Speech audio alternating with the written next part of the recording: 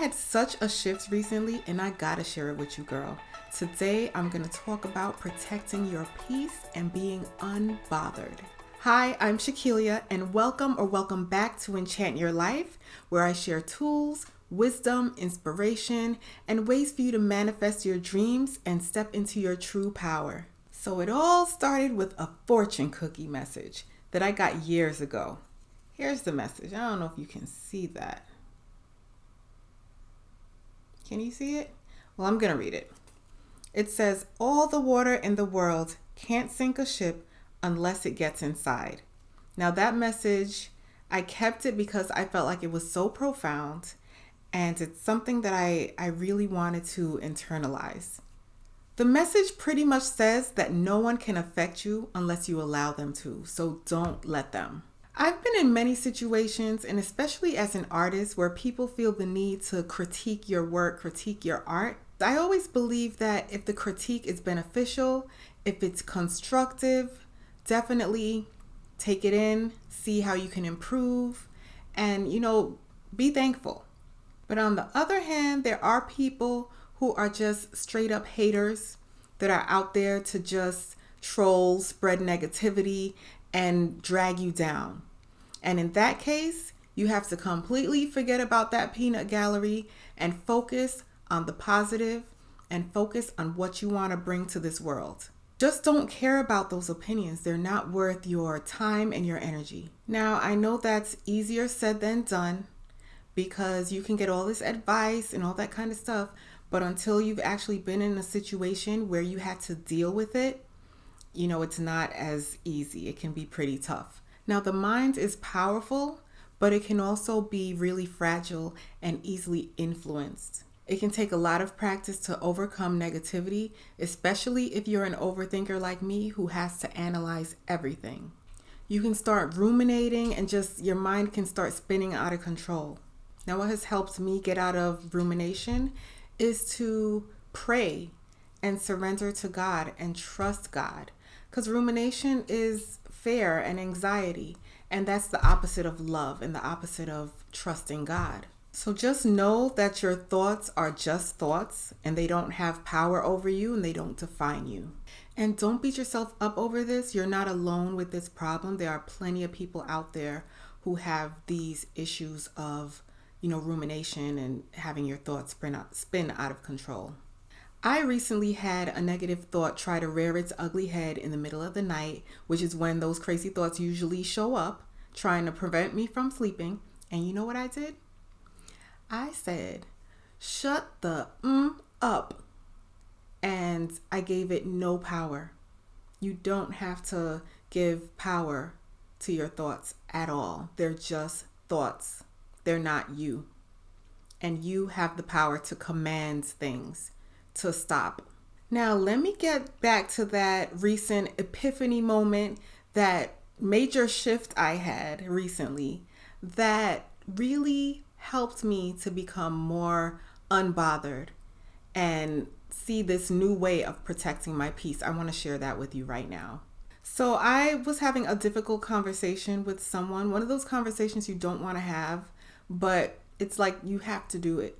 So I had this conversation with someone and I let them know how their words and actions were affecting me and making me feel. And what the person said, which totally shocked me, was, I'm not doing anything to you. You're doing it to yourself. And whoa, that hit me like a ton of bricks hard. Because first of all, I was upset that the person wouldn't take responsibility and didn't really care much about how they were affecting me. But what I realized was that this was truth. This was truth that finally got into my brain, that I've heard over and over, that you're the one in control of your reality and how you perceive reality. I knew this, but it took getting to this point and having this conversation with this particular person for it to actually soak into my mind, body, and spirit.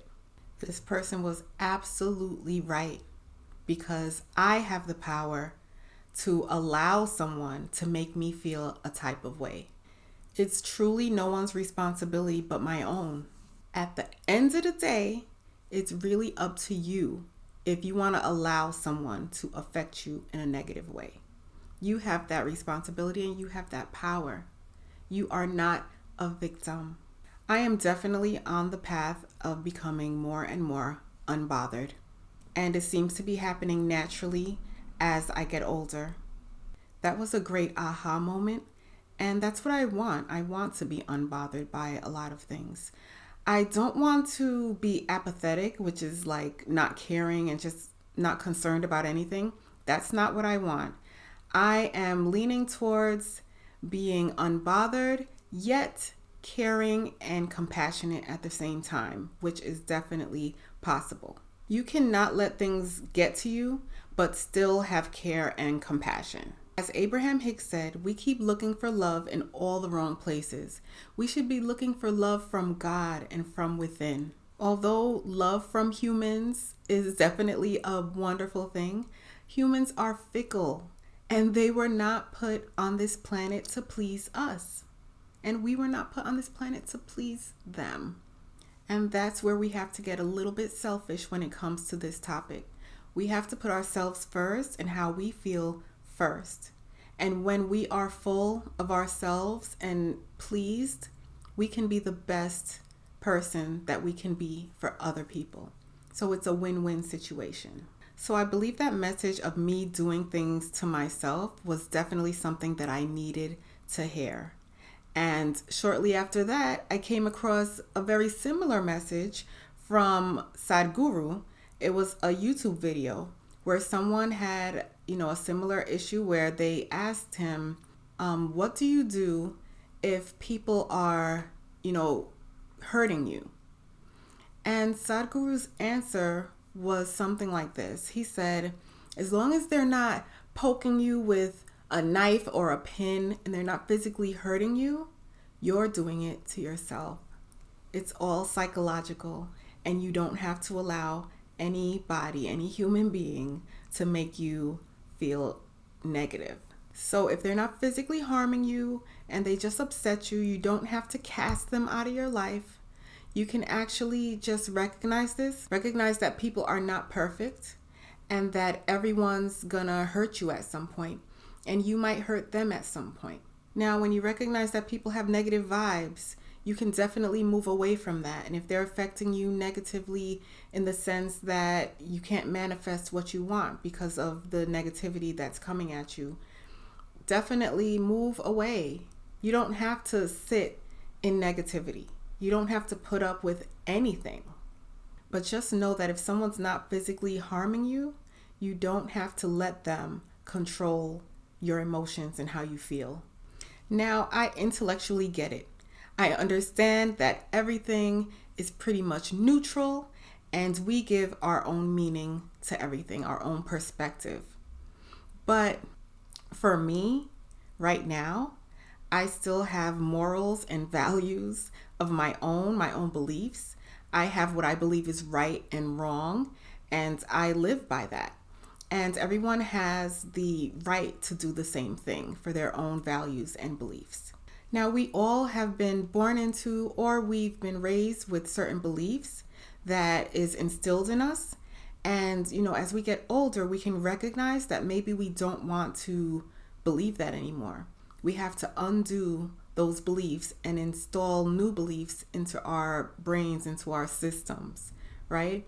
It's all up to you. We are very powerful beings, and we have the power to create the world that we want.